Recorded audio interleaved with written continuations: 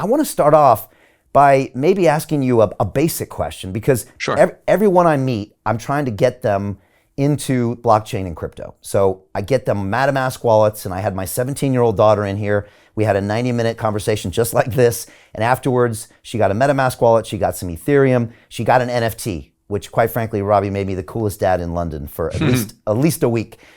Then my mom, she's 78 years old. She lives in San Diego, California. She owns property. That's what she does for a living. She runs some property she's owned for like 30 years. Now she has a MetaMask wallet.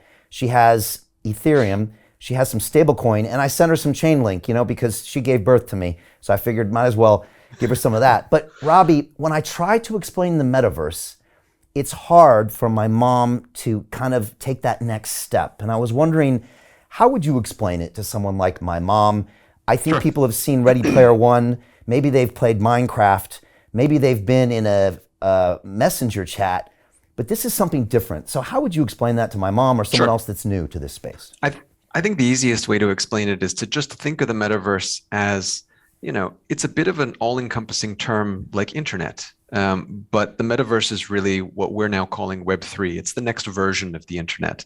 And the main difference is that, 10, 20 years on, we have a couple of interesting technologies. Number one, computing technology has gone through the roof. So, we have smartphones in our pockets that have processing power we couldn't have dreamed of 20 years ago.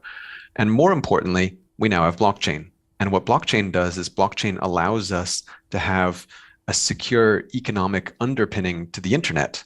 So basically what we had before was we had the free internet, as in everything is transacted for free. You download, you upload, etc., and it's all free because there's no way to securely exchange value. And we came up with solutions which were the best that we could manage at the time. So we have e-commerce, we have two-factor authentication, we have things like streaming services. So, you download things from YouTube and Spotify and Netflix, but we don't have proper digital rights management, which is why we have streaming services, because these are all sacrifices because the tech wasn't there. Now we have blockchain. And I say that as if it's something new. It's not. Blockchain's been around for a decade. But what I think the metaverse concept is doing is bringing blockchain to a mass audience, because blockchain began in the fintech community for financial services around Bitcoin originally, as you know. And so I think the idea is that now that we're sort of bringing it out of what was perceived as a niche application. I mean, not that finance is niche. Obviously, we all need money, right? But it was viewed as a niche application. And I think bringing it out into consumer entertainment, for example, which is where we sit, is a way to really bring mass adoption to blockchain, because we see, gaming as being kind of the tip of the spear of that movement, because gaming also over the last 20 years has basically eaten all of the rest of entertainment. Gaming is by far and away the biggest entertainment medium. It's bigger than feature film, music, television, all combined, essentially. Yeah, I think Yat was dropping some numbers on me, and I was blown away that gaming was bigger than, like you said, music and film. And most people don't realize it's that Yes. massive of a market. Yes, the only thing bigger than gaming is U.S. television advertising spending. Okay. That's still the king of all media spending. But gaming is $200 billion a year. All film box office and recorded music and everything's barely $50 billion probably.